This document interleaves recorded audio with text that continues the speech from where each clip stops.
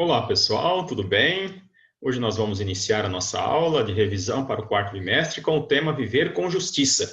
Quando falamos viver com justiça, significa que nós precisamos dividir aquilo que é igual para todos e ter acesso a várias coisas que o nosso mundo, então, nos oferece. E um dos filósofos que vai trabalhar aqui essa questão da justiça é o filósofo Leibniz. O Leibniz, então, fala: o mundo em que vivemos é o melhor dos mundos possíveis. Se é um dos melhores mundos possíveis, significa que esse mundo é um dos mundos que nos garante essa possibilidade de convivência em que as pessoas possam dividir aquilo que é seu, que a gente não tenha nenhum problema social, mas que esse mundo é o mundo das possibilidades.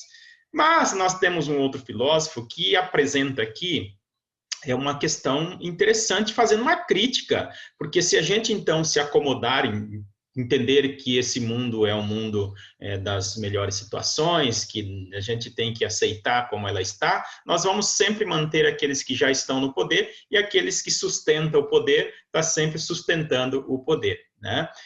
E aí o Voltaire, então, faz uma crítica a esta questão apontada ali por Leibniz, para que a gente não possa se acomodar.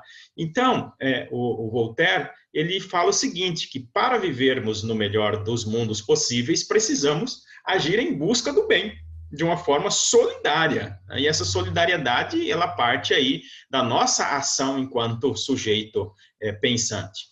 Essa capacidade de pensar que o Voltaire fala é para que a gente possa ter, então, uma relação de otimismo com a sociedade. Então, esse otimismo, né, que é apontado ali por Leibniz como uma crítica feita ao Voltaire, ele fala que isso parte de um princípio do iluminismo, né? Essa questão ali que o Leibniz vem tratando como essa relação de um mundo dos possíveis, ele diz que a gente precisa buscar uma contração a essa possibilidade, porque nós estamos vivenciando uma questão muito séria nesse mundo aí. Então, o Leibniz vai trazer questões muito pensativas para o sujeito desta época, em que a sociedade está vivenciando.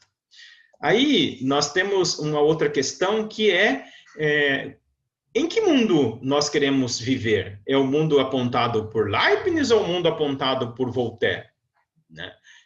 Para que a gente possa ter um mundo de capacidades de relações dos seres humanos, onde que a gente vive a igualdade, a justiça e a paz, nós precisamos também estabelecer algumas regras e algumas normas de que essas normas e essas leis possam garantir a paz para todos, e não somente para um grupo de pessoas. A gente precisa, então, buscar essa compreensão dentro desse mundo em que as pessoas possam chegar no direito de viver em harmonia e, ao mesmo tempo, com justiça. Nós temos uma outra questão aqui também, apontada por Thomas More, que é a relação do sujeito com o outro. E para que essa relação possa ser de princípios iguais, né, nós vivemos uma chamada utopia. Então, seria um projeto impossível de se realizar. Na verdade, a utopia ela está algo distante.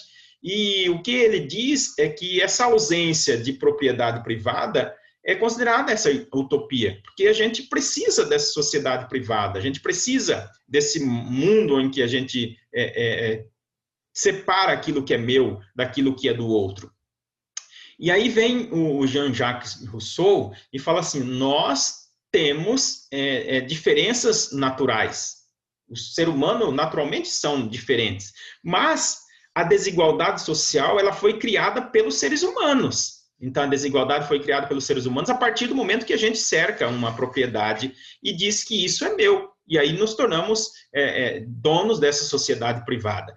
E esse ambiente privado, ele acaba excluindo outras pessoas, né? Dando privilégio a outras pessoas. E é isso que a gente precisa, então, distanciar, tornando a nossa relação com os outros de forma em que eu possa oportunizar as pessoas no âmbito social. E quem é que vai falar isso? É o John Rawls. O John Rawls, então, ele fala que essa relação de poder, ela deve sempre estar atrelada ao mundo possível, desde que crie políticas que traga algumas compensações para corrigir essa injustiça que veio desde da antiguidade e até o período aqui da Revolução Industrial, valorizando um grupo e desvalorizando o outro grupo, né?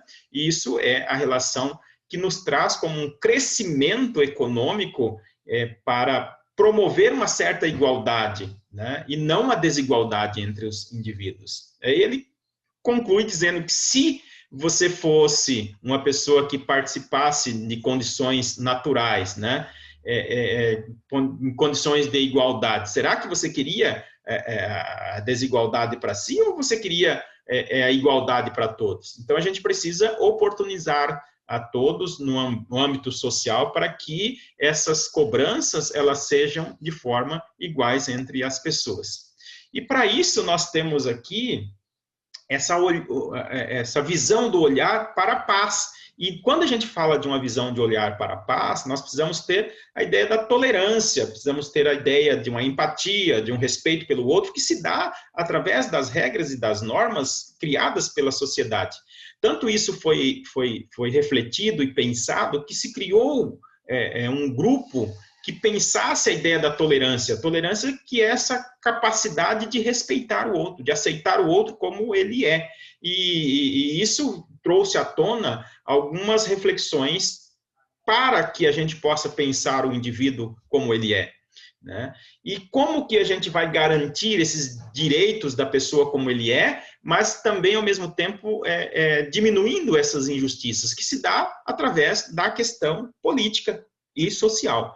E criar políticas públicas que traga interesses coletivos e não interesses individuais. E isso se dá a partir da justiça social, da paz, da tolerância. E no Brasil, nós temos isso que se passa por um canal chamado política e que a gente decide isso por meio do voto, que são pessoas, né, que precisam estar participando por meio da escolha do seu representante. A partir dos 16 anos até os 18, que não é obrigatório, mas a partir dos 18 anos, sim, se torna um voto obrigatório, né, para que as pessoas, então, possam por meios democráticos, escolher o seu representante. E esse representante deve estar diretamente ligado a questões coletivas e questões públicas que favoreçam o indivíduo, diminuindo essas injustiças sociais. Ok? Pessoal, eu vou ficando por aqui, desejo a vocês um forte abraço, não esqueça de responder o formulário e que essa prova seja um motivo de aprendizado, né, onde vocês possam colocar lá todo o aprendizado que vocês obtiveram até agora. Um abraço para vocês, até a próxima aula, tchau!